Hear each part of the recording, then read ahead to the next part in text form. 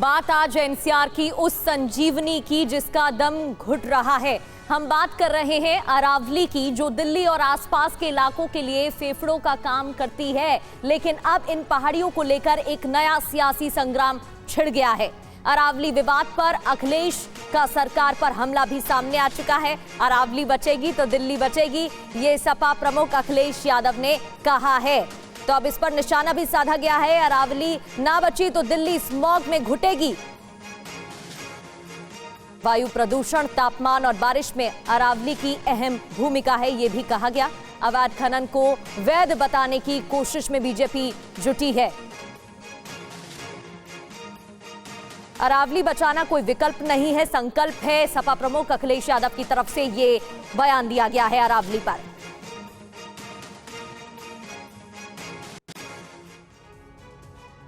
तो देखिए, ये मुद्दा एक बड़ा मुद्दा बन चुका है। एक तरफ अरावली के अस्तित्व और खनन को लेकर सुप्रीम कोर्ट की टिप्पणियां और फैसले हैं जो साफ करते हैं कि पर्यावरण से खिलवाड़ नहीं किया जा सकता। हाँ, लेकिन पर्यावरण और विकास के बीच एक बैलेंस बनाया जा सकता है, संतुलन बनाया जा सकता है। लेकिन दूसरी तरफ सरकार की नई परिभाषाओं और खनन नीतियों के खिलाफ गुस्सा भी सड़कों पर उतर रहा है।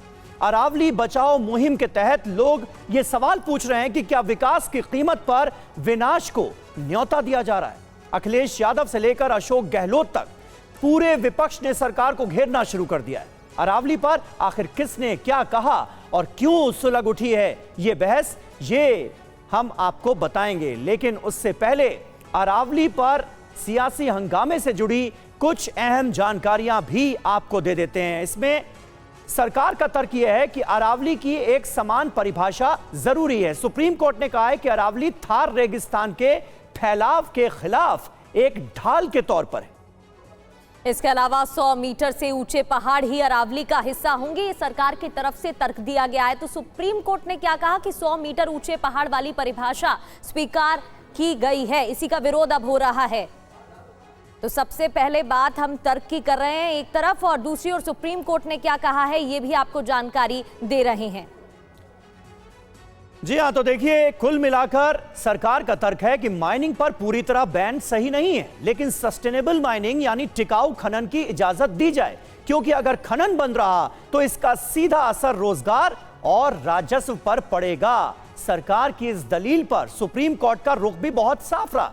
कोर्ट ने सरकार की 100 मीटर वाली परिभाषा को स्वीकार तो कर लिया है, लेकिन साथ ही एक लक्ष्मण रेखा खींच दी है। कोर्ट ने साफ कहा है कि जब तक अरावली पर पूरी स्टडी नहीं हो जाती, तब तक कोई नई माइनिंग लीज या रिन्यूअल नहीं होगा।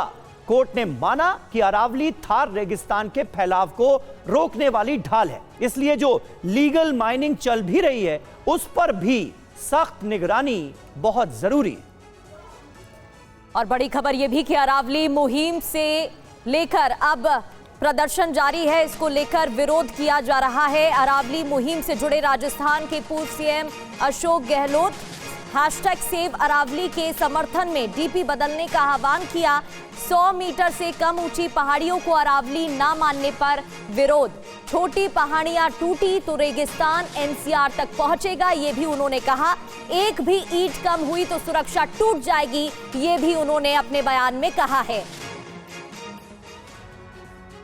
तो देखिए, अलग अलग पार्टियों का, नेताओं का क्या रुख है इस पूरे मसले पर अब आपको बता देते हैं। समाजवादी पार्टी के मुखिया अखिलेश यादव ने कहा कि अरावली ना बची तो दिल्ली स्मॉग में घुटेगी। अशोक गहलोत की तरफ से कहा गया है कि अरावली एनसीआर के फेफड़े का काम करती हैं, फेफड़े हैं और प्रदूषण रोकने में एक अहम भूमिका भी निभाती आई हैं अभी तक। जी हां, हरियाणा और राजस्थान सरकार ने इसके हिसाब से तर्क दिया है कि राजस्व और रोजगार के लिए खनन जरूरी यानी माइनिंग को इंपॉर्टेंट बताया है दोनों ही सरकारों ने। केंद्र सरकार ने कहा है कि 100 से ज्यादा यानी 100 मीटर से ज्यादा ऊंचे पहाड़ ही अरावली माने जाएं, और इसे सुप्रीम कोर्ट ने स्वीकार भी किया। वहीं एनजीओ की बात करें तो एनजीओ की तरफ से कहा गया है कि अरावली की छोटी पहाड़ियां भी उतनी ही अहम है जितनी की बड़ी पहाड़ियां हैं, यानी कि 100 मीटर से ऊंची पहाड़ियां हैं। और अब हैशटैग सेव अरावली के नाम से मुहिम चलाई जा रही है और यह मुद्दा बड़ा मुद्दा बनता हुआ नजर आ रहा है। सोशल मीडिया पर ट्रेंड अरावली बचाओ मुहिम, बड़ी संख्या में लोग इस मुहिम का हिस्सा बन रहे हैं। अरावली की पहाड़ी पर खनन का भारी विरोध शुरू हो गया है। 100 मीटर से जो छोटे पहाड़ हैं उन पर खनन की इजाजत मिल जाएगी और इसी को लेकर लोग चिंतित नजर आ रहे हैं और सोशल मीडिया पर अरावली बचाओ मुहिम शुरू हो गई। इसको लेकर विरोध भी किया जा रहा है, लेकिन संकट में दिल्ली की दीवार, क्योंकि अब बड़ा सवाल यह है कि अरावली नहीं तो फिर क्या होगा। रेगिस्तान का तेजी से विस्तार होगा, गर्म हवाओं और लू का प्रकोप भी बढ़ जाएगा, आम जनता को परेशानी होगी और आसपास के राज्यों में ग्राउंड वाटर तेजी से नीचे जाएगा। और यही नहीं, पेड़ पौधे और जंगली जीवों को भी नुकसान पहुंचेगा।